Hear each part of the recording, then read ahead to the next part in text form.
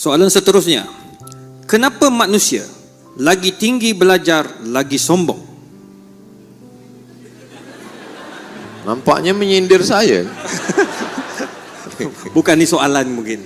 Sebab Masya mungkin Allah. dalam ni ramai kan yang ada PhD-nya kan. Masya Allah. Kita belajar agama Islam ini seperti berjalan di tepi pantai.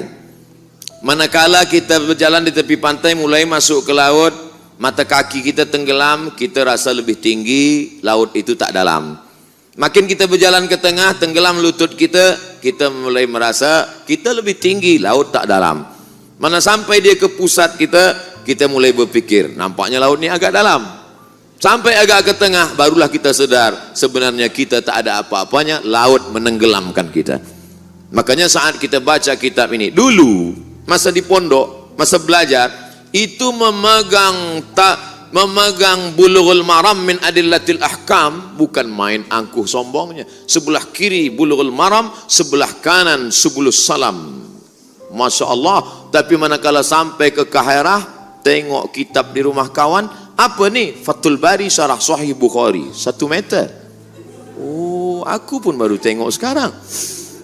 Dulu bukan main bangganya manakala membawa kitab Jalalain, Jalaluddin Al-Mahalli, Jalaluddin As-Suyuti. Tapi manakala sampai kita tengok kitab besar At-Tafsir Al-Kabir yang ditulis oleh Imam Fakhruddin Ar-Razi, meninggal 606. Sebenarnya kita mesti banyak membaca, barulah kita sedar bahwa kita tidak punya apa-apa. Kenapa Imam Bukhari itu tawaduk? Rupanya Imam Bukhari itu gurunya 2000 orang. Cuba kita hitung kira guru kita mula tadika hingga PhD.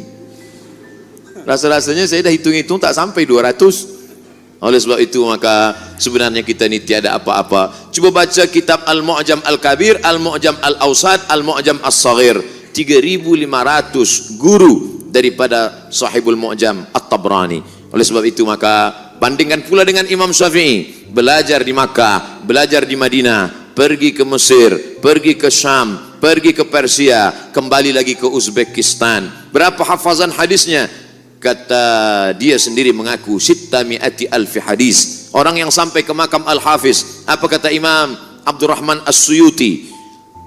Hafiztu mi'atai alfa hadis, law wajadtu aksara min dzalika la hafiztuha. Aku hafal 200.000 hadis, kalau aku dapat lebih daripada itu maka aku pun akan hafaz juga.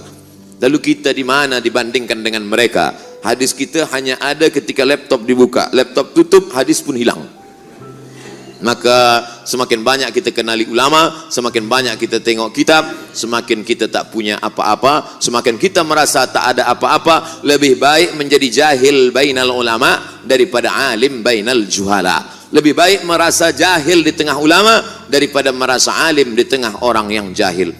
Makanya kata Imam Syafi'i, ma jadaltu aliman illa ghalabtuhu wa ma jadalani jahilan illa ghalabani. Setiap aku berdebat dengan orang alim, pasti aku menang, dia kalah. Tapi setiap aku berdebat dengan orang jahil, pastilah dia menang, aku yang kalah. Oleh sebab itu maka hari ini saya merasa sedang berada menjadi al-jahil bainal ulama. Hari ini Abdul Somad jahil di tengah para profesor, para pensyarah. Mudah-mudahan kita tetap menjadi orang yang tawaduk di hadapan manusia dan di hadapan Allah Subhanahu wa taala. Amin amin ya rabbal alamin.